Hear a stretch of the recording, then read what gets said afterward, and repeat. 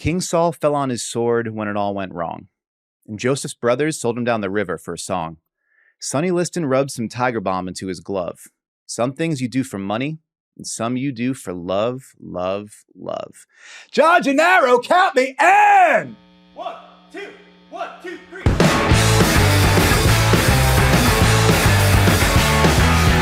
Today's first words belong to the Mountain Goats from the song Love, Love, Love off the 2005 record The Sunset Tree, but the rest of them belong to me. Welcome to Devine Intervention, a self-help podcast about basketball. My name is Dan Devine, and before we get rolling, here are 3 things that I am grateful for today. Number 1, I get paid by Yahoo Sports to write about the NBA and talk about it into this microphone and into that camera. Pretty good deal. Number 2, a partner's powers of persuasion. Thanks to snow here in New York, public schools have pivoted to remote learning for the day, which means that my kids, who are normally not here, are super here, right out there. And that means that my partner, my wife, who decided that she was going to be here today too, is going to do, quote, some magic to get us through the next hour unscathed. I don't think either of us had the foresight to put that in our vows, but I am glad that we came to that point today. And number 3, as important as all that, although maybe not as important as nobody coming through that door, I get to spend part of my morning with one of my favorite people in this thing of ours, which I now realize sounds like a mob thing, and it's not. My guest today is a phenomenal writer whose work I first encountered more than a decade ago when he joined the Knicks beat right around the same time as Jason Kidd, Pablo Prigioni, and all too briefly, cool Mike Woodson. In the years since, he has established himself as one of the most creative thinkers in all of basketball coverage, routinely finding fresh and off-the-beaten-path angles that produce excellent stories like why NBA players lie about their height, why Kevin Durant's shoes keep falling off, and the NBA just can't stop hitting Yusuf Nurkic in the face. He is a veteran of the Wall Street Journal, 538, and Sports Illustrated. He is the author of the New York Times bestseller Blood in the Garden, The Flagrant History of the 1990s New York Knicks, and he is now a senior writer at ESPN, and for some reason has made time to slum it with me today. Friends, a warm welcome for Chris Herring. Chris, thank you so much for making the time for us today. How are you doing? Well, first off, bless you, man, for such a kind intro. This has already been a lot of fun, just in chopping it up with you before this, and you know, the first minute or so of this. I love that it makes it sound like you're out. You're like, this has been great, man. I am out though. I gotta bail. No, but it's honestly been fun already, and I'm doing really well. Same thing as you. Snow day in New York. Little less hectic probably than having full family here, but just my fiance teaching her 6th grade students downstairs while I'm here upstairs. So doing well and happy to be here. Well, I'm happy that you have an upstairs. That's levels, and I appreciate it. That's literal levels, but it's also figurative levels. I respect it and I appreciate it. Chris, I've asked you here today not only because we are stuck inside on a snow day with remote school happening, but also because we're at kind of an odd point in the NBA calendar. Like, we're coming down off the high of the trade deadline. There's like the senioritis vibe of the last few days before All-Star. Yeah. I didn't want to ask you to break down like the skills challenge. So I figured I figured we could do like a little bit of reflection. And since this is the week of Valentine's Day, Wednesday, Valentine's Day, if you are listening to this and you don't know that, get thee to a store. I thought it might be fun to frame this in the context of love, like our friends, the Mountain Goats up top. Some things we've loved watching this season, some things we think we're going to love watching. Generally, stuff we like is a very basic framing device, but I thought it might be fun. And we will get into that. But first, here on Devine Intervention, we always try to operate from a place of joy. So as an on-ramp to this discussion, Chris Herring, what is something from the world of basketball that has brought you joy this week? I have to be honest.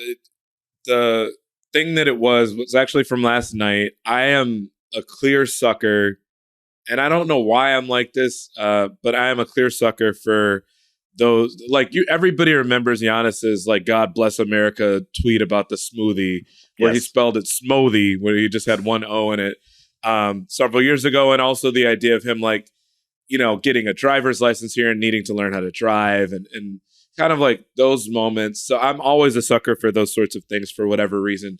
Last night, the Mavs game, Dereck Lively hasn't been able to play because of the broken nose that he has. So he was in street clothes and he joined the Mavs broadcast team for a few minutes during the game since he was in street clothes. And it was his 20th birthday yesterday, and the whole arena sang happy birthday to him. on the Jumbotron, while he's sitting there with the big ass nose bandage that he had. And during the interview that they did with him during the broadcast, they were talking about the fact that he still lives with his mother at his mom's house. And he was just talking about how much he loves home cooked meals and laundry and kind of like, why would he ever leave sort of thing. And it's crazy. And you and I probably have both had this experience of just like, we're not young anymore you and I aren't young anymore from the standpoint of like relative to the people that we write about. I can hear Jake Fisher in my ears talking about how extremely not young I am. Like he's not on this episode of this show. Jake might never make it onto Devine Intervention. Don't tell Jake that. But I can hear him just like roasting me about how extraordinarily not young I am. But I'm sorry. Please go ahead. No, but I mean, the truth is anybody that's covered the league at this point with the exception of maybe Shams, like everybody who's covered the league for the amount of time that we have is going to be in their at least mid 30s. Right. And, Nikias is another one who's covered the league for a little bit now. I mean, he's in his late 20s, but that, we're older than most of the people in the NBA. And so it's crazy to look at guys that are that young who, despite all the money they make and kind of how widely known they are people that still live at home. But complete shout out to him for his birthday. And it really did make me smile to kind of watch that. And to watch a whole arena kind of sing happy birthday. Like I'm just now getting used to seeing the Knicks have these walk-off interviews where, guys are being chanted MVP for. That's unusual for their fan base, but it's also unusual to watch a whole arena sing happy birthday to a rookie. It was very, very cool, actually. That's really, really cool. And also like who among us can't relate to the feeling of like, well, it would be pretty rad if you had home cooked meals constantly and someone doing laundry for you. Like yes. That's, I mean, part of adulthood is realizing that part that goes away a little bit. And so very much so. We can appreciate that. And also, yeah, like if you are of the mind or the kind of person who does not recoil instantly at the idea of like 18,000 people doing something directed at you, I imagine it would feel really nice to have all of them singing to you and wishing well. Yes. That's it. That's wonderful. And yeah, shouts out to Dereck Lively. Although again, you are literally less than half my age, which I know. I'm going to go just shrink into a corn cob and shrivel up over here. But maybe we'll get through a podcast before I do that. Well, that's a wonderful transition into it's the general framing device, as I mentioned earlier. Sort of like NBA love letters, some stuff that we have loved watching to this point in the season through the first, and not really the first half because we're past the 40 game point when we get to the All-Star break. But these first few months of the season, things that we've enjoyed can be big picture, small picture, team, player, whatever. So in the interest, I will be a generous host. Would you like to go first, or would you prefer for me to go first? Why don't you go first? This is your show, and I've got plenty of stuff to pull from. I'm sure you do as well. All right. Well, okay. We'll start with the obvious caveat that I don't love Joel Embiid being injured, right? Let's start there. I don't love him now officially falling short of the 65-game threshold for being considered for major award, a major award accolades at the end of the season. I do love that the shape of the MVP conversation feels like it's going to be a little different. That there's just some new arrivals, some returning champions, sort of a bunch of different folks. I saw that just before we got on, our friend Tim Bontemps, your coworker at ESPN, put out the new edition of his straw poll. And with Embiid being out of the mix, Nikola Jokic goes right up to the top of that conversation. But it's not, and obviously richly deserved and has been sensational for a team that is vying for the number one seed in the West. But that you also have, Shai Gilgeous-Alexander, going up and, clashing with the Titans, right? A guard going up and being in the mix with those, those giants that we've seen dominate the league over the past few years. You have, it's whatever it is. I think it's like 31, 5.5 and 6.5 on 54% shooting for a two guard while leading the league, or while for a point guard rather, while leading the league in steals. Like it's just ridiculous numbers, ridiculous production, and ridiculous impact on winning. And then, you go through it, there's the familiar faces like Luka Doncic, maybe going to lead the league in scoring now with Joel Embiid out of the way and almost putting up 10 assists tonight as well. Like Giannis is shooting 65% on twos and putting up 31, 11, and 6. Here's a nerdy little stat that I loved about Giannis. He has, it's not a shocker that he would have the most made field goals inside of 5 feet. Like he constantly shoots from there, and he makes a lot of those shots. He has made 494 shots within 5 feet of the rim. Second place is Zion Williamson with 320. Wow. The gap between Giannis and Zion, 1 and 2, is the gap between Zion and Bam Adebayo in 54th. Wow. So as many contextualizing it that way is insane. Yeah, as many things as have gone, been like, weird and janky for the Bucks, like that part, Giannis go boom still works really, really well. And that, there's, the Kawhi Leonard getting back into the conversation and Jalen Brunson getting the MVP chance, as you mentioned. Donovan Mitchell, like, putting himself into that kind of like maybe bottom of the ballot category. Like it feels like we've got some fresh blood in that conversation. And while the way we get there is a bummer, I like that there's sort of some new stuff to appreciate if you're along the way. It doesn't have to just be either this guy or that guy, or you're an idiot. It can be like a reason to actually kind of celebrate the different ways in which these guys are getting their teams where they need to be. Love that. And I agree with you. Again, nobody wants to see anybody hurt. There might even be some people that are kind of frustrated now and seeing how exactly the rules are applied or work. I would probably feel a little bit differently, by the way, or more strongly about that if we were talking about a situation where Embiid, hurt his finger or something and missed, was able to play 64 games. This is something that fundamentally might have kept him out of this race anyway, just on top of the other games he'd missed. So it's, to me, let's see who else ends up being disqualified by the rule. But it is exciting to at least have new blood, fresh blood in the race. I had Shea, in my top 5 last year, I'm pretty sure, but the context around that and the way people will think about it and consider him for this award is totally different when you're talking about OKC being potentially a top 3 seed. So it's amazing to see him in this race. All right, so that was your love letter. I've got a list of things here. You mentioned Brunson. One thing, I've been going to a lot of Knick games lately, having moved back to New York and having worked on a feature about the Knicks relatively recently about Anunoby. I was going to say a great feature on OG Anunoby. That's, again, in the way that I talk about Chris being very, fresh angles and different ideas. Everyone sort of presupposes that's going to be a story about how OG Anunoby transforms the Knicks defense. And what this actually shows you is he has transformed their offense as well. So if you have not read that at ESPN, please go seek it out. It's fantastic work. Sorry, go ahead. Thanks so much, man. No, I appreciate it.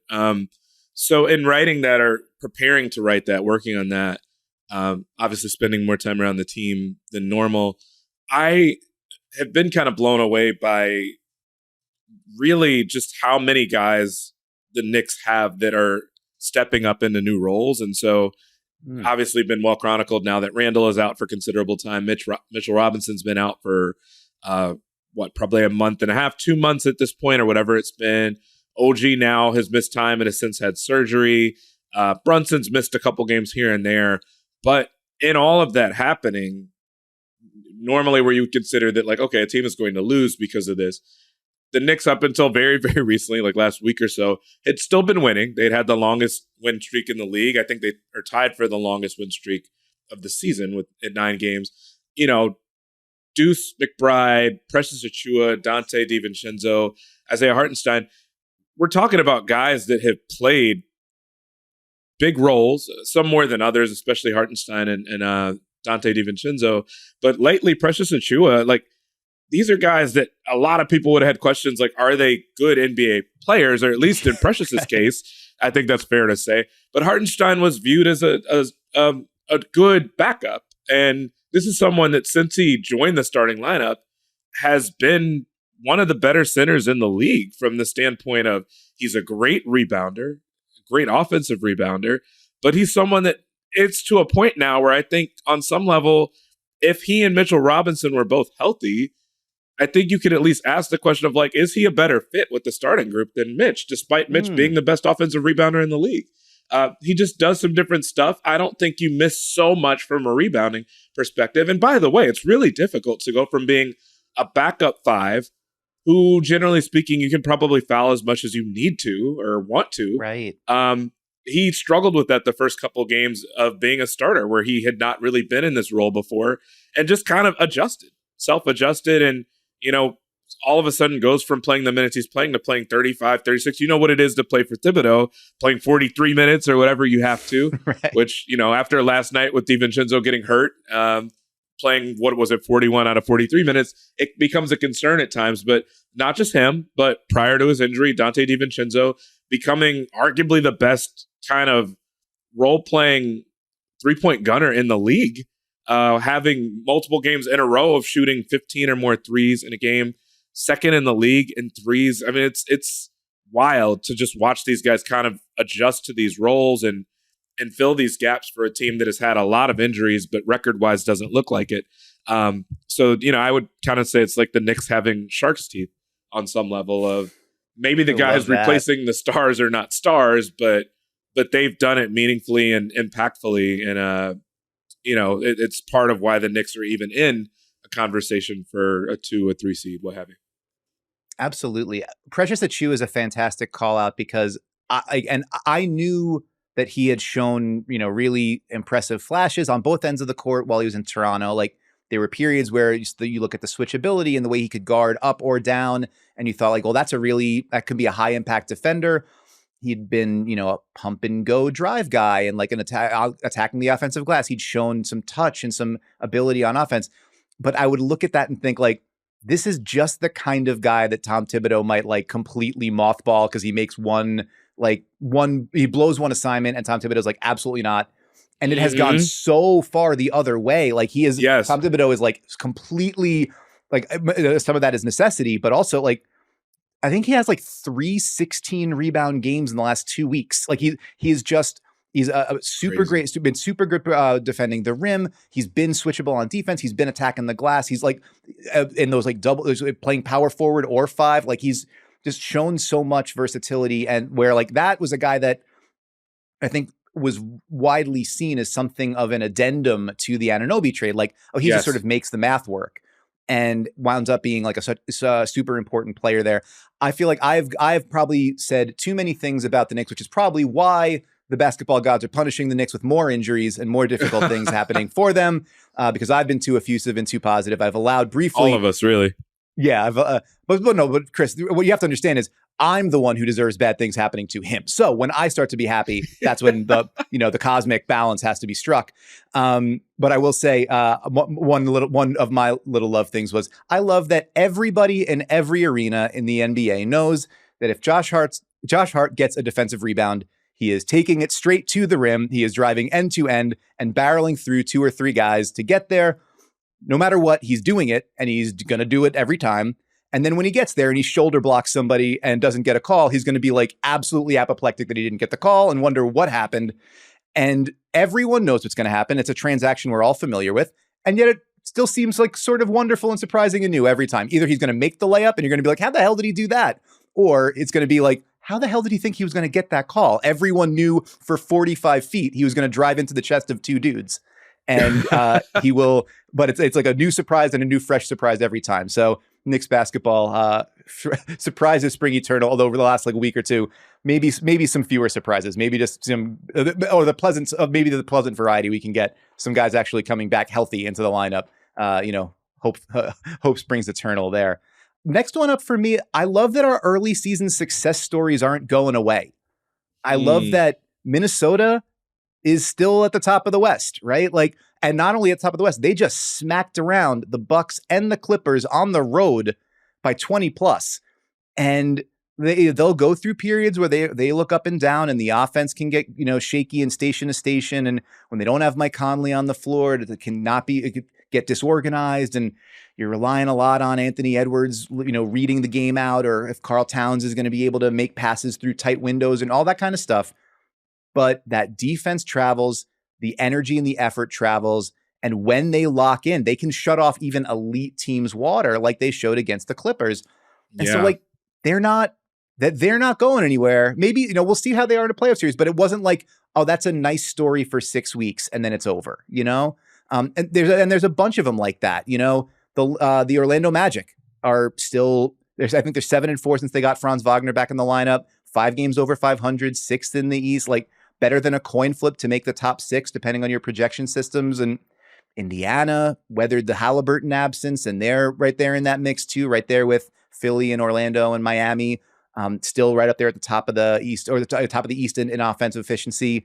The Thunder, we just talked about SGA, but that whole roster, like, youth is being served there, and they're right in the mix for the top of the West. So like, even the one that was sort of an early rabbit that has fallen back to the pack was the Rockets. And even within that, like, yeah, they've been bad since Christmas, basically, but they're still a top 5 defense. Like a lot of what we saw early in the season in terms of, oh, that's something worth paying attention to, has remained worth paying attention to. And as you get into the dog days of the season, that stuff can be kind of tricky to come by. So I kind of like that it wasn't just like the league has resolved to its sort of familiar formula by the time we get to the midpoint. There's still some stuff that kind of caught us by surprise that's continuing to happen. Yeah, no, that's a great call out. Maybe my favorite one since we started the love letter segment, in part because I think you're spot on that I know I've been, if you want to call it, guilty of this before as a writer, and specifically a writer that likes to highlight funny, unusual, this doesn't happen that often type stories, or things like you mentioned the Nurkic story I had where he was getting hit in the face all the time. Stories that do happen all the time but are weird, or things that happen all the time that are weird.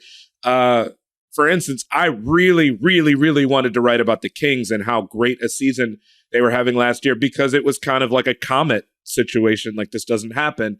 And I tend to want to do those early in a season before they're not actually the case anymore. And so absolutely, like, to see the Timberwolves there, to see Oklahoma City there, as granted, like, there's nothing fluky about what they're doing, but age-wise, this doesn't happen much where you have teams that perform this well. And, you mentioned the Magic, you mentioned the Rockets and their defense.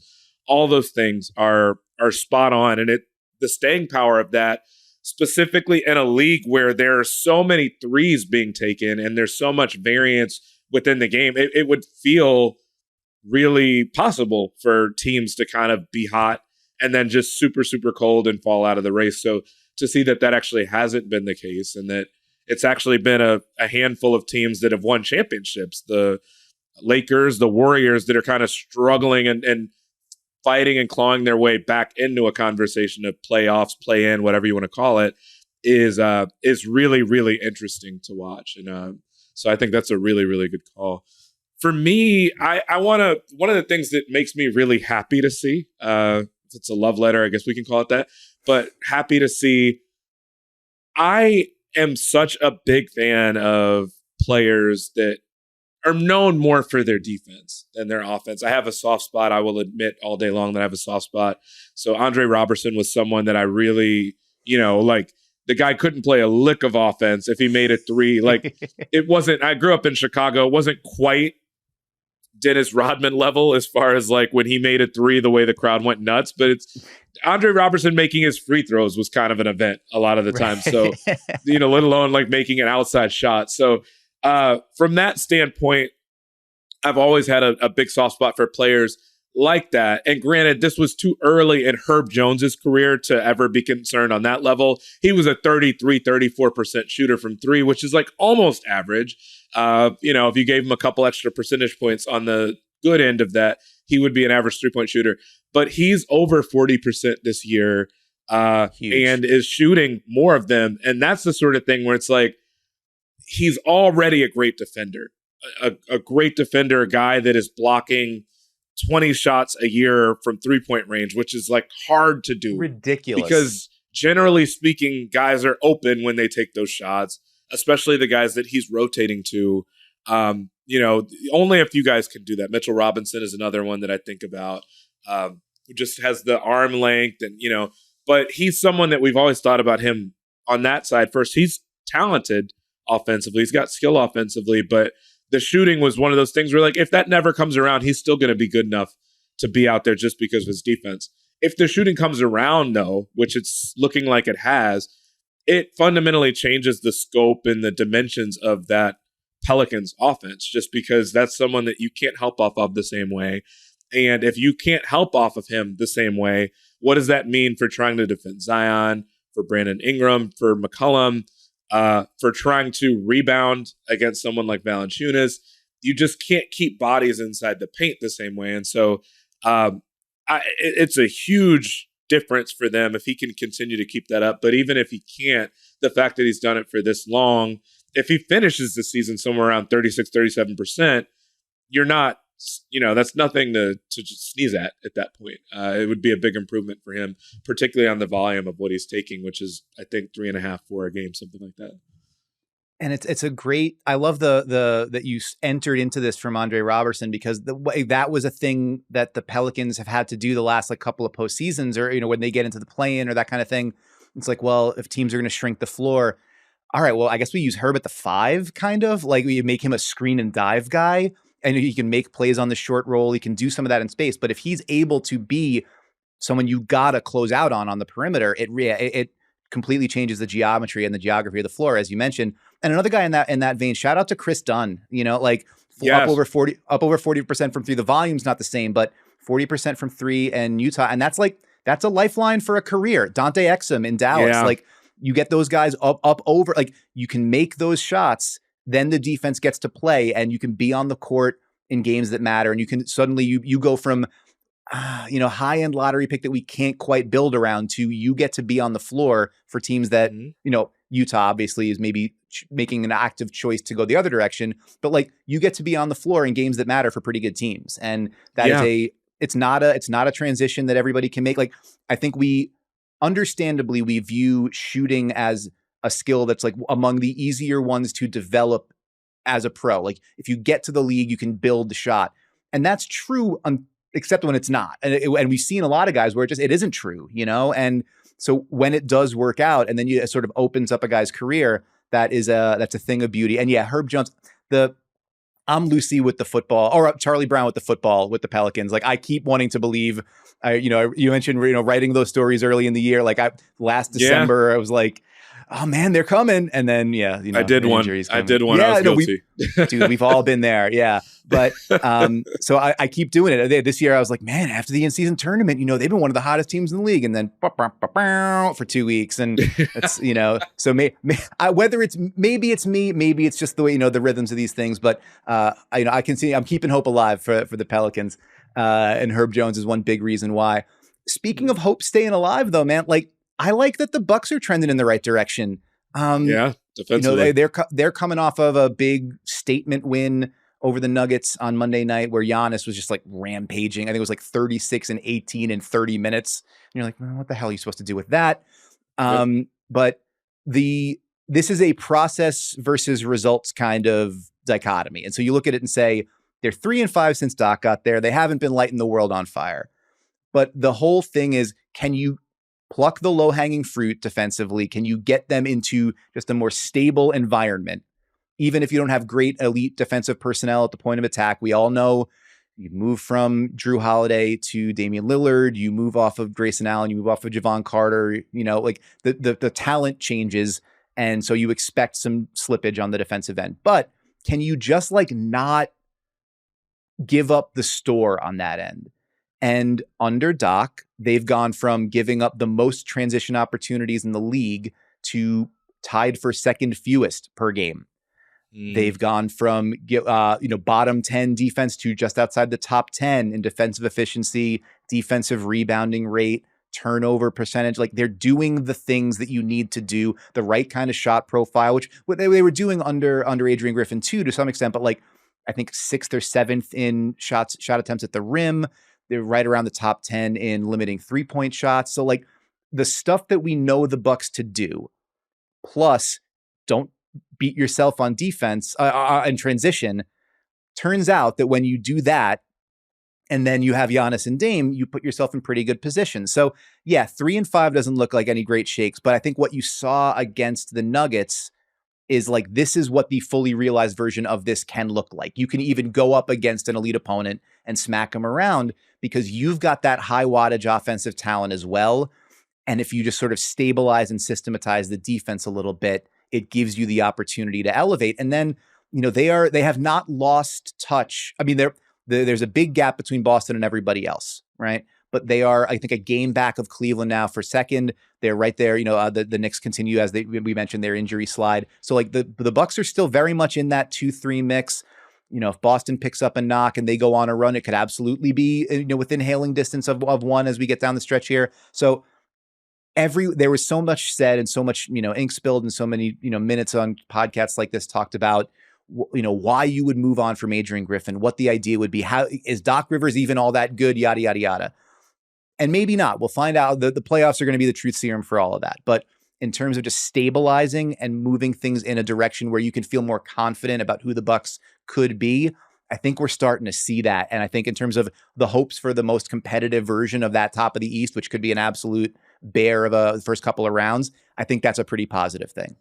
Absolutely. I mean, I think the decision to move on from him, it's not to say that the front office is completely immune to criticism or bulletproof from that standpoint.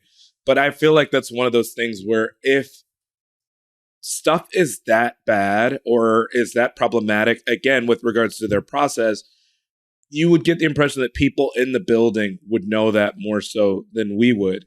So you can't judge it solely off wins and losses. I'll say this. I'll put it this way. There were some people, and I don't think it was a majority, but it was a very vocal minority of like, the Celtics need to move on from Missoula after the way the Celtics looked last postseason.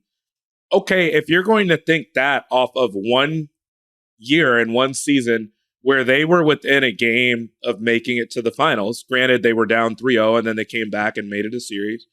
But if that's going to be your takeaway from a season where you watched the whole season play out and were frustrated about how it looked, the front office simply was saying it looked okay from a wins-losses perspective, but the process wasn't right. It's hard to see how one group of people could argue that after a season, after watching it, how it plays out, and the front office where they're more in tune with how stuff is actually coming along, what the players are saying, knowing about the rumblings that are taking place, or maybe direct complaints that are happening. Like they fundamentally tried to take hold of something before it unraveled in a portion of the year where we would see it in the postseason. So I understood it, even if I didn't know all the ins and outs of it. Like, you're only doing that if you see something glaringly wrong, or see the potential for something glaringly wrong, because this is a team that's trying to maximize its window. And I think other teams kind of soft pedal it with that. It was a big decision to hire a first-time head coach anyway. So if you see things that procedurally are not what you want, I understand it from that standpoint. I actually think that to some extent, if they were able to keep up this defensive improvement, that would be a pretty clear sign of the fact of like, even if this doesn't work, it was probably the right thought, unless you felt like you were seeing turnarounds during Griffin's time as coach. This is the first time in more than 2.5 years that they've held 2 opponents in a row under 100 points. And the transition part of it is massive. November 2021, maybe not more than 2.5 years, but about 2.5 years. So that's a pretty considerable sort of thing when you talk about that. That was something that was breaking their defense. And Doc has always been, I'm thinking back to a story that I wrote a couple years ago about the value of rebounding, or the lack of value in rebounding relative to what it used to be, or big time rebounders like Andre Drummond and stuff like that. And Doc was talking about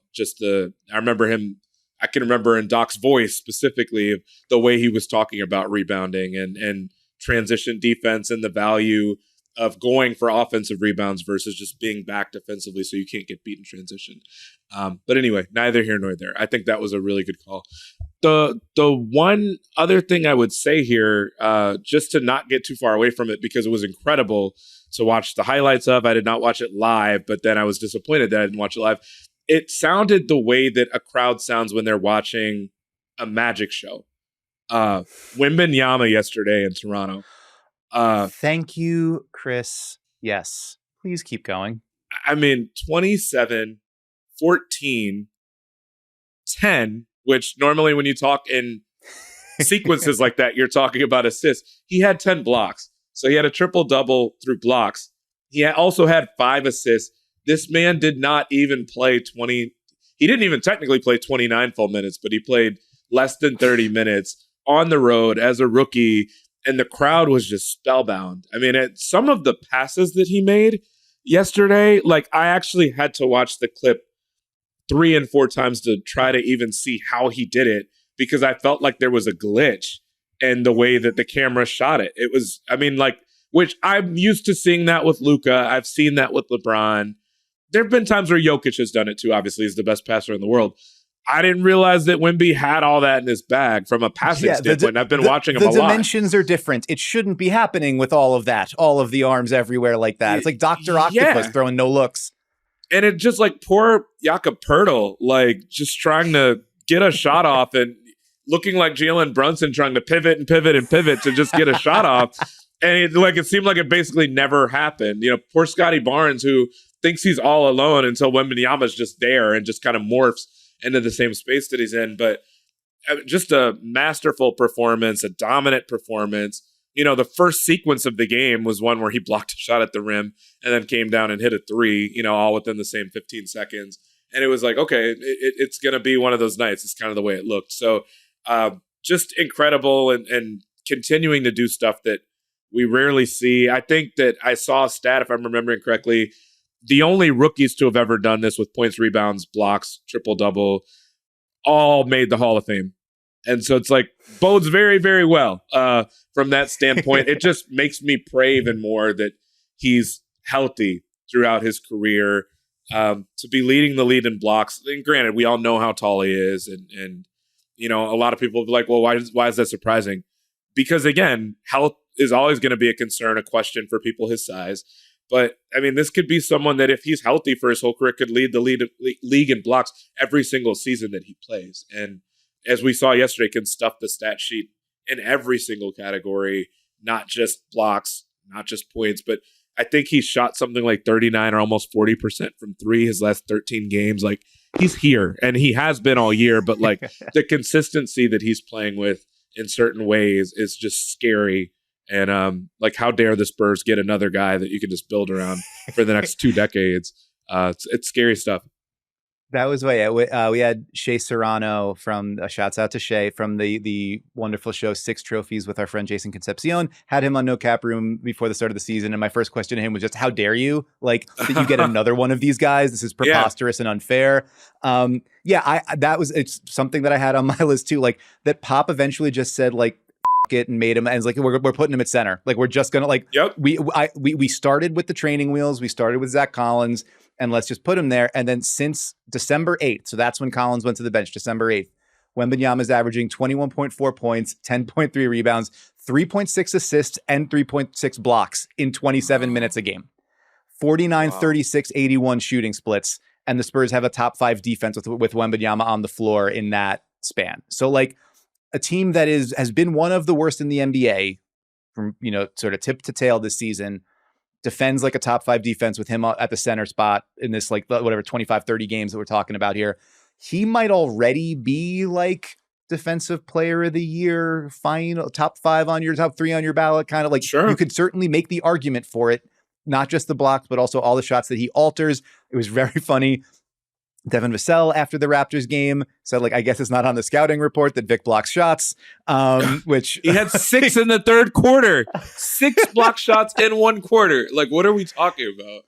Yeah. So like it's like all of the thing, you know, there was this is the year of experimentation, and we're going to see if Jeremy Sohan can be a point guard, and we're going to see if Victor Wembanyama plays power forward or if he's a big wing or whatever. It turns out the best answer here is put him at the 5 and let God sort him out. And we've been seeing an awful lot of that recently. Yeah. Sticking with like young guys that are fun to watch cook. Like, I love watching the Thompson twins play. I know they're not like, so my compass might be all sort of out of whack here. They feel like the most free Darko guys to come into the league in quite a while. Like, it's shouts out to my old heads here, but where it's like, this is a style clash for me, or a style component to me. Like, it's like if you put Gerald Wallace and Josh Smith on like 2x speed and listen to them fast, is the way that I feel like watching those guys. Like, they defend everybody. They're like spiders with, you know, arms and legs everywhere. They do not back down from any challenge. They sprint the floor constantly. They're looking for cuts off the ball. They're smart about the way they move. They look to pass. They pound the glass. Like, They just do everything cool except for shooting. And the numbers on the shot, and like I say this not to come in in unfair critique of them, but they've played together in total about 1,900 minutes, Amen and Ausar Thompson, and they've combined to make 18 3-pointers. And so it's not what you want in terms of the outside shot or the free throw shooting, but maybe the shot can come around. We've talked about that a lot. I just mentioned that as something, a skill that can be developed. That everything else is there in this package, and it's as advertised by all the the draftniks, the people who are watching Overtime Elite, and they said like watch them on the prep circuit and everything. So like these guys are going to come in with like NBA bodies to do everything and do it 100 miles an hour. That it's there, and that there's like craft and nuance and touch. Like Amen and Alperen Şengün already have some kind of like high-low chemistry, and they're like they look for one another and they find one another in the along the baseline or like on the cuts.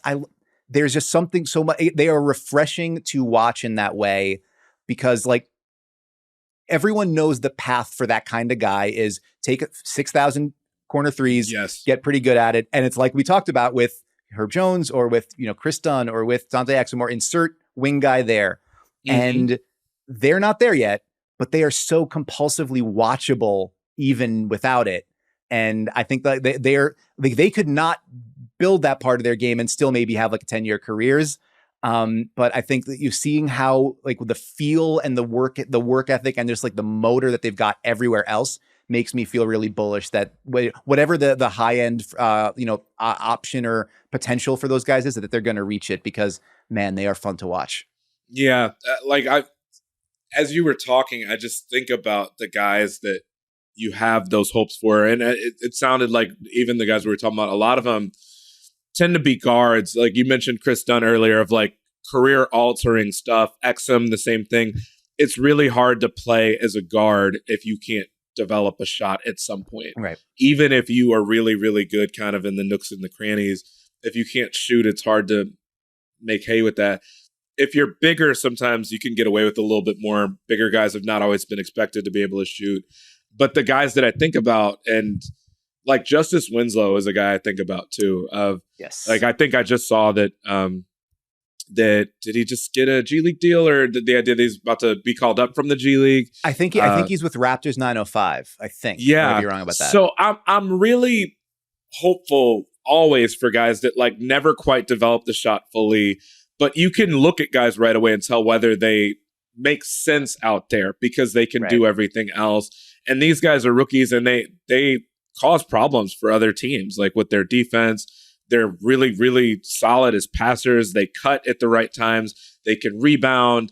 And it is incredible to watch the feel that they have, even without having a shot. And so I'm really hopeful for each of them. But I feel like you said, they're going to be around. Like, I feel like especially watching the Pistons this year has been obviously really, really interesting. But in light of a lot of things, that's they're going to be around. That's one word for it. Interesting's one word for the experience of watching these Detroit Pistons. Just very interesting. And I mean, it's interesting too, because I was thinking this and having this conversation the other night when I was at the Knicks game, of just watching Alec Burks and watching Bojan join the Knicks. And it's like, and then hearing Thibodeau talk about like, look, I know guys are new. It's just an effort thing though. Like if your effort is there, everything else falls into place. And I couldn't help but think like, yeah, the coming from the Pistons and then playing for the Tom Thibodeau Knicks is probably a big difference in terms of like what the expectations are and like the way that one coach might respond to something versus another. Not to say that Monty Williams is soft from that standpoint, but like, right. Thibodeau's going to have higher expectations than anybody and everybody. And so, but anyway, I say that to say that those twins are going to be in the league I hope for a really long time. Like, it's really hard to get the nuances of some of the stuff they understand at any point in an NBA career, let alone as rookies. My fear, like I said, is the Winslow types that you can tell that they fit and just they don't have enough of a shot. Frank Ntilikina is one that I believed in until the wheels fell off. From that standpoint, I'm sorry. Chris, I know. Why are you bringing up old stuff, Chris? Damn, man. Like I know, but he meant like a guy that efficiency wise led the league and pick and roll defense and guarding pick and rolls as a rookie. Like that doesn't happen. And so you find yourself, when you find those things, that you really are looking for any and every opportunity to try to make something work. And again, these guys, you're not going to have that issue just because I feel like they're bigger. They can start a fast break. Like, there's a lot that they can do outside of shooting, and you do trust that the shooting is going to come around with hours and hours and hours in the lab. Speaking of the hours in the lab, Chris, you have one more that you want to do before we head out to make some money on a break? You know what? We actually talked about a lot of what it was. I mean, I had a couple other things listed. You talked about the Wolves a little bit just in the season-long stories. Like, I just wanted to make light of the fact they've won. A team that has lost the most games or had the worst record over the last 19 years, 20 years in the NBA has won more games by 20 points this year than any team in the league. So that's a fantastic stat. You know, like, I love that for them. Watching them just legitimately bludgeon a great Clippers team, which, by the way, I'm looking at my email from last night. The ESPN Stats and Information group plugged a stat that I think the Clippers have only lost 7 games since the beginning of December. And of those 7, it looks like of those 7 games they've lost to, there were 6 teams, but they lost 2 because they lost to Minnesota twice. So of those 6 teams, 5 of them ranked in the top 7 in defensive efficiency. So it tells you how great the Clippers have been. Basically, like, if you don't have a great defense, you're not beating them. But the Timberwolves have done it twice now. And as we talk about the Timberwolves and all the things that are good about them, this is a team that can defend. And this was the whole reason that you made that Rudy Gobert trade that, you know, as recently as this summer, early this season, we were all saying, like, you know, they gave up all these things, all the Walker Kessler, you know, critiques and kind of like, how could you sort of, I will say this about myself. I remember a couple of years ago saying, like, I think it was maybe 4 years ago, saying that I thought Jokic would finish as MVP. And I was 1 year early with that. It was wrong. I was 1 year early with that. And I remember saying last year that I thought Chris Finch would be coach of the year. And, you know, all these things would happen. Was wrong with that. It was off by, I mean, who knows? Maybe he doesn't get it this year. But I just kept thinking to myself, like, Tim Connolly is smart. Chris Finch, I imagine on some level, had to be aware of the fact that this trade was going to be made for Gobert. And based on that, they probably had a meeting in the minds. And they said, here's how we're going to make this work. And that these guys are too smart for them to not have a very clear plan in place for how they want this to look. And last year, Cat gets hurt and it doesn't work. Or it doesn't work to the extent that, you know, all those picks that you gave up and everything else, it didn't work. And a lot of people were critical of it and wondering, should they get off Rudy Gobert this quickly? This is what it looks like when it works. And I mean, a team being the best defense in the league and just basically a team that clubs refuse to shoot the ball around the rim against them. And if they do, it kind of turns out the same way that it often turns out when you try Wembanyama at the rim. You know, so you get that plus the offense that they've gotten from Anthony Edwards and, you know, and just the wisdom of Mike Conley. And you got another guy in your lineup that can go off for 62 on a given night, you know, obviously just one time, but this is a legit team. You got McDaniels defensively. You haven't even gotten great play out of Slow-Mo, obviously. But it's just a team that I'm so excited to see what happens. And you talked about teams not falling off. It's been wonderful to not see them fall off, for them to just legitimately look the part and go in and beat the crap out of the Clippers, who absolutely are a contender to win the whole thing and probably one of the favorites to do it. So, you know, I don't want to gloss over that too much. And it even just lumped them in with the teams that haven't fallen off. I mean, they've not only not fallen off, they looked the part and looked like they could cause some real damage, you know, in the playoffs. Absolutely. And I love, to put a button on it, just let the self-help component of this show, keep this in mind. Maybe you're not wrong. Maybe you're just early, right? Maybe you were just a year early on whatever the thing is that looks like it's not panning out for you. Give yourself some space. Give yourself some patience. Give yourself a pat on the back. That's right. Like Chris Herring. We are going to take a quick break to go pay some bills, and we'll be right back with some more Chris Herring on Devine Intervention. Now that we've sent our love letters, Chris Herring, we're going to wrap up with something that we call the closing five. You, as someone who is a certified ball knower, are aware that how you finish is more important than how you start. And we do 5 questions with our illustrious guest. Question the first. You're an alum of the University of Michigan, the reigning NCAA Division I football champions. What were you feeling as you watched that team get to the top of the mountain? I was feeling like I was happy that the money I spent to go to the national title game was not spent on a loss, or that the Rose Bowl game that I went to was not spent on a loss. I was happy that I decided to shell out the money to go do those and go to those games. Experiences like that don't come around all that often. Yeah, I was a student there from 05 to 09, and they were such a perennial Rose Bowl, Big Ten contender, title contender every year. I guess that's what perennial means. That I didn't make a point to go to the Rose Bowl when I was in college, the one time they went, but I figured they'd be going another time while I was there. I think I had to get my wisdom teeth pulled during the Christmas break. So I told myself, like, next time they go back, I want to go. And so I was in the middle of basically moving during the holidays. So I kind of did that in the midst of a move, but I'm happy I did it for the Rose Bowl. And then again for the title game. It was like a monsoon the day of the title game in Houston. It was crazy, but I'm happy I went. I was thinking that I was happy that they, and I think the NCAA president said it, that they got a chance to kind of prove that they could, that they were outed on the sign scandal thing, which, let's be honest, Michigan alums, Michigan fans, like, they absolutely did it.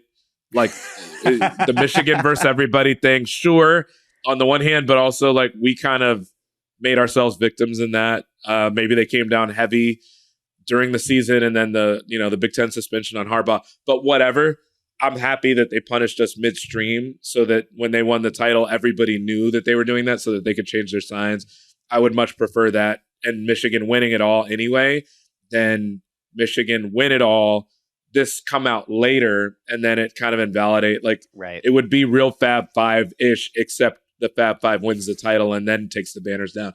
It's a much different, like, more deflating feeling to have that questioned forever. So I'm happy that they were caught and got a chance to show that they could win regardless. So very, very happy, like, emotional on some level that my parents met at Michigan as grad students, and I didn't realize that.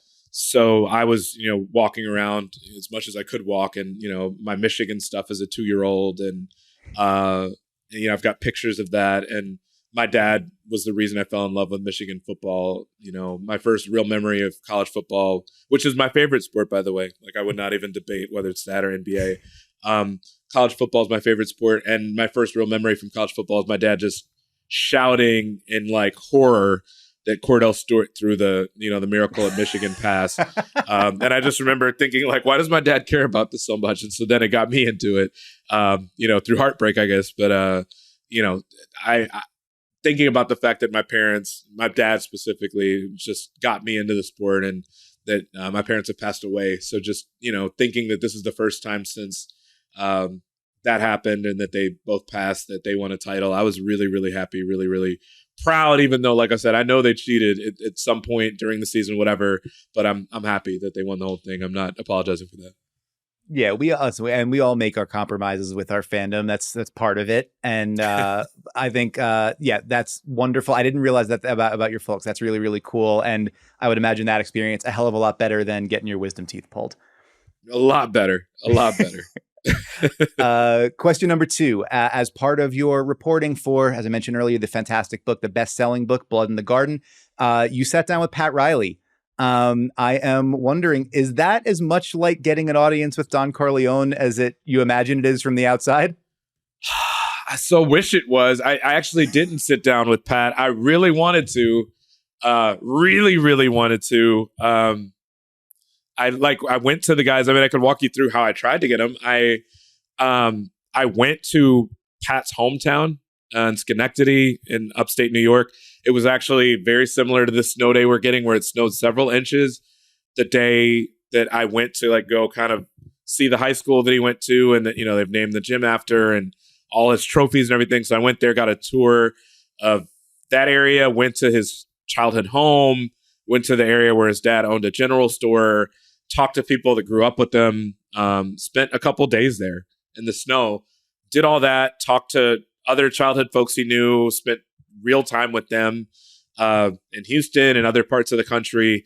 And and then kind of worked up the courage to say, all right, Pat, like I've done all this, had someone give me his cell phone and left a really long text message for him, kind of like Aaliyah 4-page letter, being told by people, including like Wright Thompson is kind of one of the only people, aside from his friend Dan Levitard, to really get Pat to open up. Yeah. And Wright Thompson was able to do that for a magazine story that he wrote. He's always been great at getting, whether it's him, Tiger Woods, Michael Jordan, to open up. He was able to get Pat to open up. So I asked him, like, what was your in? And so he gave me advice on that. And he told me, like, if he can see that you put in the work to really get him and you want to tell more than just a fringe story, or, you want to really get beneath the surface, like, I think it might work. So I did all those things kind of almost like Wizard of Oz, where they go and, you got to go get the Wicked Witch of the West Broom or something to be able to get your trip back to Kansas. I did all that, and I don't get a text back from Pat. And I'm thinking it was actually almost 3 years ago to the day, or 4 years ago to the day, because Pat, it was All-Star weekend. And so I remember thinking, like, Pat is going to have some downtime, granted, with the All-Star game and stuff. So I waited for a text back, never got one. I was like, okay, this isn't great. And then I remember Zach Lowe was in the process, I think, of writing a Bam Adebayo story. So he was in Miami or with Miami at the time where Pat got the text. And so I later hear from Zach, like, and this was before I was working with you guys, or with Zach, really. But he was like, did you reach out to Riley? I'm like, how the hell do you know that? Like, and he was like, yeah, like, I heard you reached out to him. I'm like, how the hell do you know that? And if you've heard that, why have I not heard back from him? So then it turns into this thing, like, I think you're going to be hearing back pretty soon based on what I heard. I'm like, and it made me like respect, but also like hate like Zach and Woj. I'm like, how do you guys know stuff before the rest of us know it? But anyway, so it then turns into this thing. I get a message from, I think I reached out to the Heat's PR person, Tim Donovan, and he was like, oh, yeah, like, Pat got your text. He wanted me to respond to you. Like, he really appreciated the effort you put into getting him, but he's not interested in talking. And I remember just feeling like, wow, of being really hopeful and excited and to speak with him. I had so many questions for him. Even after this process was over, I still sent a list of questions to him just to give him one final opportunity to respond. There were, if you would call them accusations, and there were different things in the book that kind of, I think were at least appropriate to ask him about big decisions that he made and choices that he made. One huge one involving the NBA Finals and not pulling John Starks, obviously in that 2 for 18 game, and some reasoning behind that other people had kind of laid out, potential reasoning. So I wanted to give him an opportunity to respond to that, but I actually didn't speak to him. And I really wish that I had been able to. Somebody who's friends with Pat wanted me to sign a copy of the book for him. And I was like, why? Like, I can imagine that some of the things in there he's not going to find to be all that glowing. And they're like what? And then I walked them through it. They're like, you don't understand. You made Pat look like a maniac, but he knows that he's a maniac. He loves this stuff. And I was like, oh, okay. But I'm not wired that way. Pat knows who he is, and he probably does recognize that. So I still haven't heard from Pat. I hope to talk to him at some point. I really do. But I did not get to talk to him for the book, unfortunately. All right. Well, I feel badly about that now, and I apologize, but I'm glad that you talked me through everything that you did there. And I also now have to go into a question 3. It was going to be later, but now I'm going to go right into it. True or false? John Starks unfairly maligned for his performance in that 1994 finals. I'll say true. And here's why. What a lot of people probably forgot until they read the book, if they read the book, his great uncle passed away right before the NBA Finals started. He had kind of a whole crew of family. I think it was like 20 family members that were going to be coming down from Tulsa, where John grew up, for game 1 of the NBA Finals in Houston. And what was kind of expected to be a family reunion actually ended up being like a really, first of all, not everybody could end up making the trip because his great uncle died unexpectedly. And so a lot of the family reunion kind of turned out to be more of essentially a funeral for his uncle. And so he was very close to his great uncle. He either didn't travel with the team, or, he left the team for a day or two when he went down to Houston, before he went down to Houston to go back to Tulsa. And he played awful in game one. I'm trying to remember. I think it was 3 for 17 in game one, if I'm remembering correctly, or maybe 3 for 18. Shot poorly, admitted after the game that he just wasn't mentally there. But then games 2 to 6, he, in a series where Patrick Ewing wasn't good offensively at all, he just couldn't score on Hakeem Olajuwon.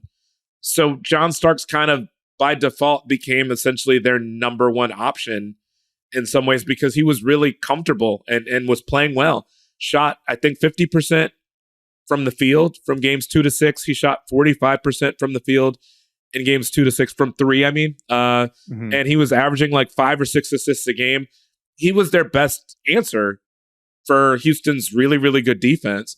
He had a chance to win. He had double digits scoring in the fourth quarter of games 4, 5, and 6. He had a chance to win game 6 and the series for the Knicks. Again, in a series where Patrick Ewing was not really playing well. I think he set a record for blocks in a series. Defensively, he was blocking a lot of shots, but he wasn't really showing up offensively the way that you would hope. So Starks was doing a lot of it for them. So was Derek Harper, but Starks was their leading scorer and I think probably their leading assist guy as well in that series. And shooting 50, 45, whatever his free throw percentage was, he was doing very well.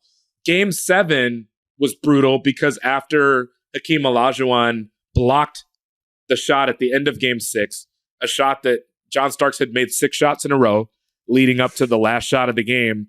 So Knicks fans had to feel really good with him getting that look. And it was a good look.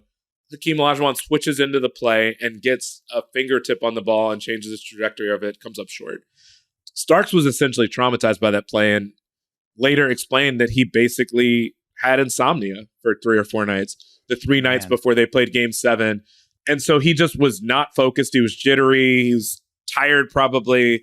And he was in just try to make it right mode, basically. And so he starts off game 7 slowly. He got in early foul trouble and he's just trying to shoot himself out of the slump. I think he was 1 for 7 in the first half. And then the second half was even worse where he's 1 for 11 in that half. And he's just shooting and shooting and shooting. And to the Knicks' credit, to their coach's credit, most people had questions of why are you not pulling him?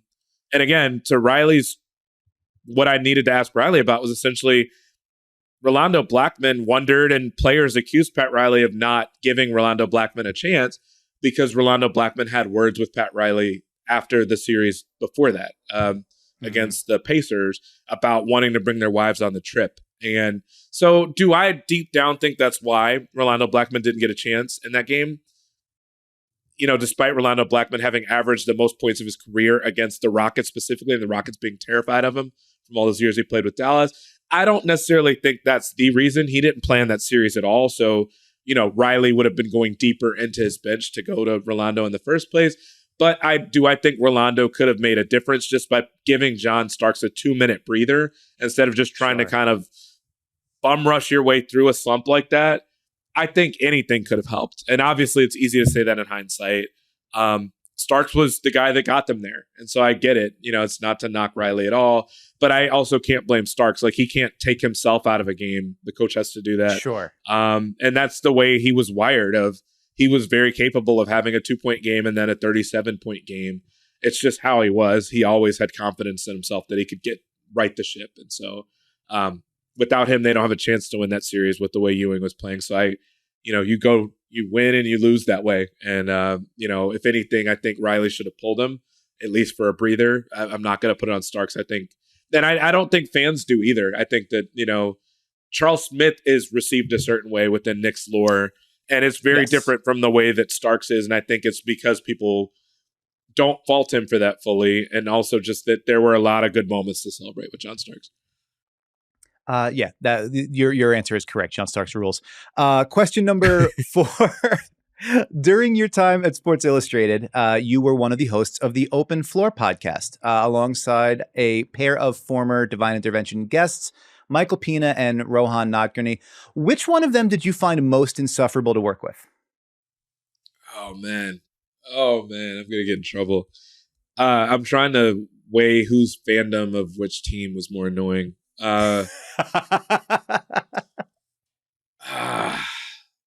You know, The answer can just be yes. It could be both. That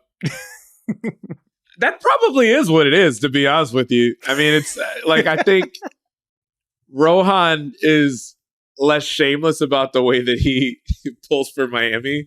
And Rohan normally is the one that starts the stuff in our group chat, like trying to instigate Mike. So I'll probably say Rohan here, but you know, in all seriousness, it didn't bother me. I thought it was funny. Also, someone that doesn't really feel an allegiance to any NBA team and hasn't for, you know, since my teenage years, probably. It's kind of fun to have people that care that much. Like these guys are wonderful to work with, and I'm legitimately sorry that, you know, just with the craziness of Sports Illustrated the last few years, that we couldn't make it work. You know, just I think we made it work, but just that stuff kind of devolved the way it did. Sure. I love those guys both, and was happy to have them as teammates. Really, really happy. I'm sorry, that's incorrect. The answer is both of them. And question number 5. As I mentioned up top, I think you're one of the most, you know, creative thinkers and interesting writers in our little world. The way you approach stories, I find super, super refreshing. Devine Intervention is nothing if not an admiration society. So I'm wondering, who are some people that you feel that way about, where you know, the way they approach the game, the way they see it, the kinds of questions they ask, etc. Who are those folks that you really enjoy the way they pull on those threads? Well, and I say this, and I think I would say it anyway, if I wasn't on your podcast. I think there's something infectious about the joy. You can't say me. Okay, fine. I won't say you, but there's something about the joy with which you approach the game. I won't say that I appreciate it, but I'll say that it's cool. And I mean that. I'm furious about it. There's certain people that you can sense that with. I think you're like that. I think Nekias Duncan is like that. And it's really cool because I think even me, when I get in my ruts, I can be like, man, I can kind of forget that the 14-year-old me dreamed of doing this. And I was grumbling the other day about, you know, my fiance and I normally take our date nights. It's normally like a Friday night, a Saturday night. And we'd had, you know, we couldn't do it that Friday. And so Saturday would have been our date night. And then I kind of forgot that the Knicks had the game coming up against the Lakers at MSG. And it's like, oh, I got to go to the Garden for the game. And then it's like, wait a minute, I'm getting to watch LeBron and you're like 21. Play at Madison Square Garden and not having to pay for it. Like, this is incredible. So I really appreciate people that seem to keep that perspective often. And you're absolutely one of them. Again, I think Nekias is another. We were mentioning earlier off air, Rob Mahoney will always be one of my favorites, my absolute favorites. I think the way he approaches the game, like the nuances that he notices, it's funny because it's like you were talking about my work and maybe being off the beaten path or kind of counterintuitive. And Rob, I don't think his stuff is counterintuitive, but just in this day and age of kind of like fly by night and like, you know, a 3-sentence tweet and that being viewed as a story by a lot of people, or people blogging and aggregating that into a story that's 5 sentences long. Okay.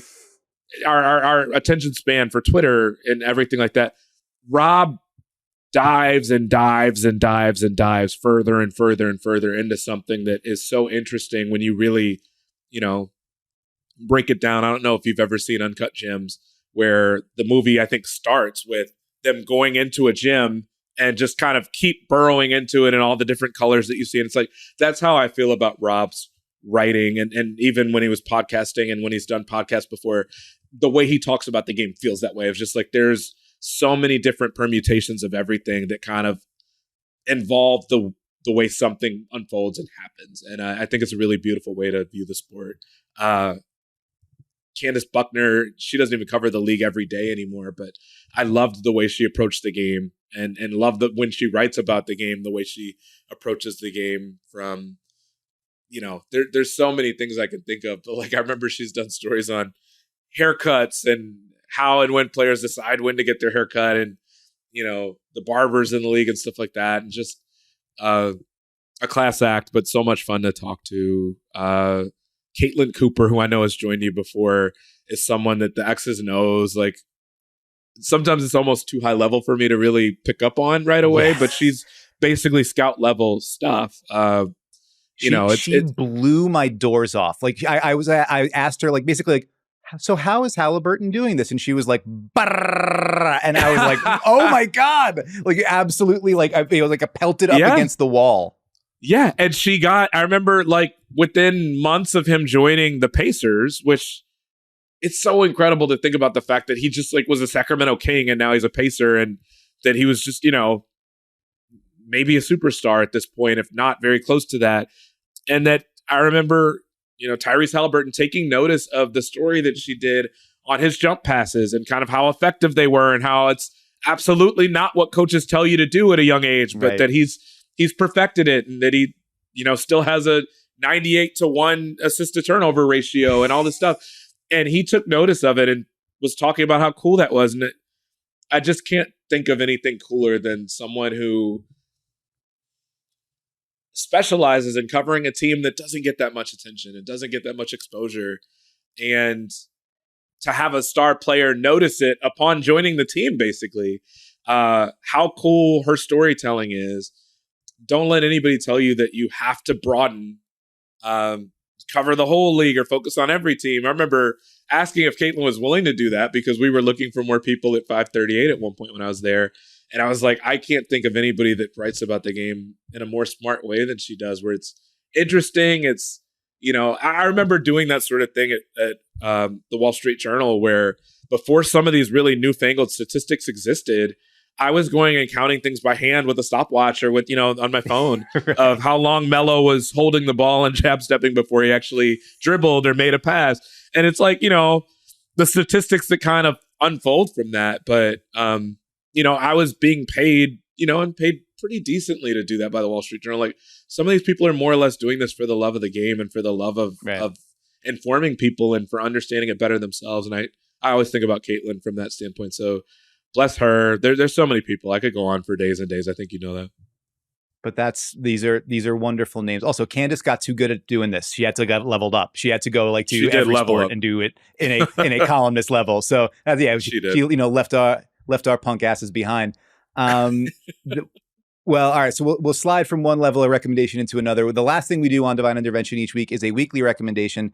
Can be about anything. Does not have to be about the world of basketball. Recent examples have included like the graphic novel Saga, listening to Andre 3000's flute record while you do other stuff, cooking dinner for somebody to let them know that you care about them, going to the library, taking a walk. There's a bunch of stuff. So it can be kind of anything, something that is cool and good that you think would help the folks that are listening. So Chris Herring, what is something you would recommend to the listenership?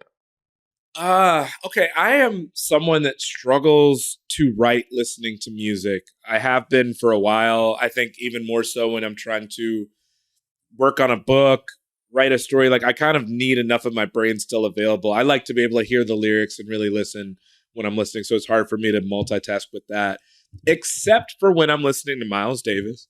And I would say more recently, and this is the first artist I've been able to listen to lyrically and just kind of enjoying the music more with words, is Alex Isley. She, is related to the Isley brothers, the daughter of one of the Isley brothers, and the niece of Ron Isley.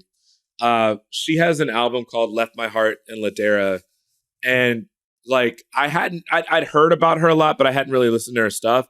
And it's like, anybody that likes listening to Sade, which is probably someone else that if I tried, I probably could listen to while I was writing because it's just so smooth and easy to listen to.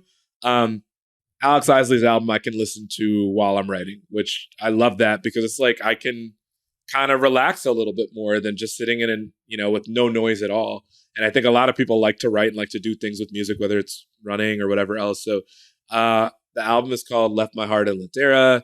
I watched a miniseries on Hulu recently with my fiance called Black Cake, which I will readily admit is not the easiest watch. Like, it's a little bit heavy, but it's really, really layered and kind of takes me into a different culture, Caribbean culture that I haven't spent much time around, and it's just a really, really great. I've heard that it derived from a book and that they made it into a miniseries. I think each episode is about 50 minutes long. And shout out to my fiance for suggesting this. We watched the first episode and we're so spellbound by it that she was like, I don't want to binge this. I want to just watch it a little bit at a time. And It was fantastic. I think it might legit have a 100% rating on Rotten Tomatoes, which like never happens. Sure. So it's just that good. And then last one, I posted, I think there was a thing going around earlier in the week. Jared Dubin had posted, and I saw he'd reposted somebody on like the 10 movies that he's seen the most in his life, not ranking them or not saying how good they are, just saying that these are the 10 I've watched most. And one I did not put on there, but one that I really love and rewatched because I love so much is The Conversation with Gene Hackman. Not with, that's not the title of it. The title of the movie is called The Conversation, Yes. but Gene Hackman is the star of it. And it's just, I think that there's probably like, of the ones I've seen, maybe 10 to 15 movies that I would say like, I wouldn't change anything about. That's one of them. It's, 1973. It's in that era's Francis Ford Coppola movie, and just during that Godfather era. And it's just such a good movie. And, when you think about surveillance systems and everything like that, it's so interesting to watch that movie and the preconceived notions you go on with and the perceptions and then the plot twists. It's such a good movie. I really, really love it. So I've got one book too, but I've also made so many recommendations at this point. So Chris, this is extraordinary. The level of commitment to the bit that you've put in here. What the hell? Give me the book.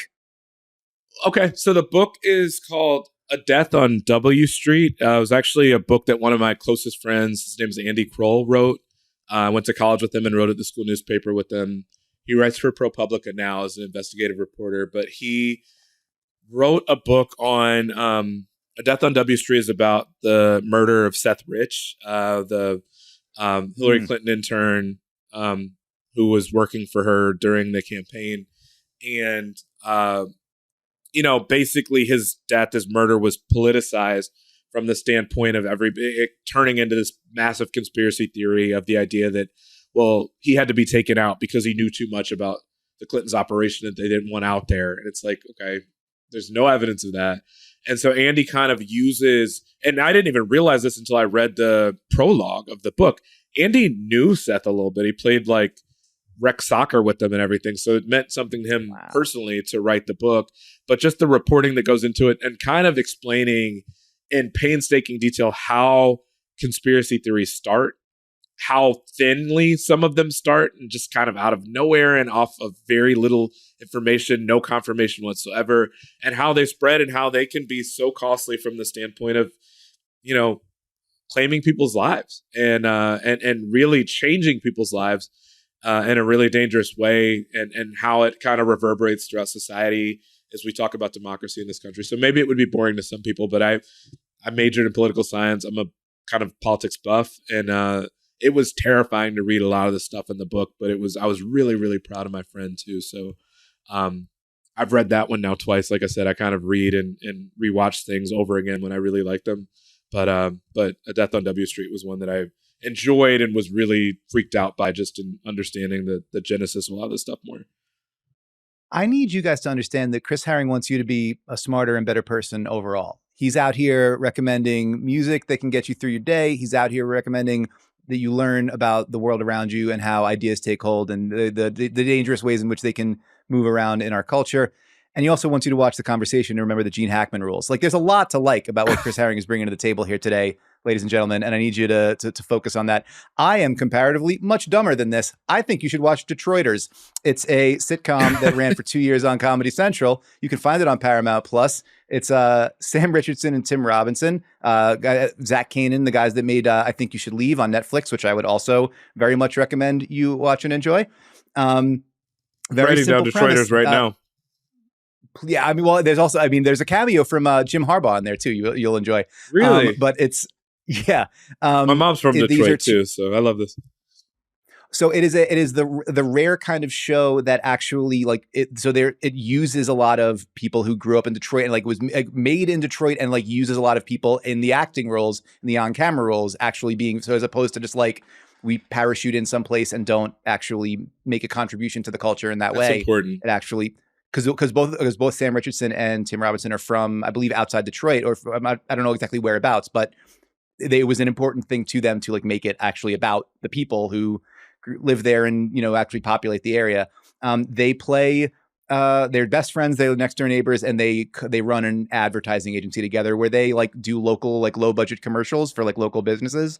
And they are very silly people. And there's a lot of comedy that goes into that, and some wonderful cameos. As I mentioned, Jim Harbaugh's in there, Keegan Michael Key, Chris Redd, a ton of super talented people that show up in that show. Really, really funny half-hour comedy that is about silly nonsense, and maybe as a palate cleanser from some of the more more daunting stuff that we are consuming on a day-to-day basis. I would recommend giving that one a try. I find if you have come across any of the I think you should leave stuff in the like internet memosphere or any of that kind of world, and you've dug that, I think you would really dig this as well. So Detroiters, go check that out.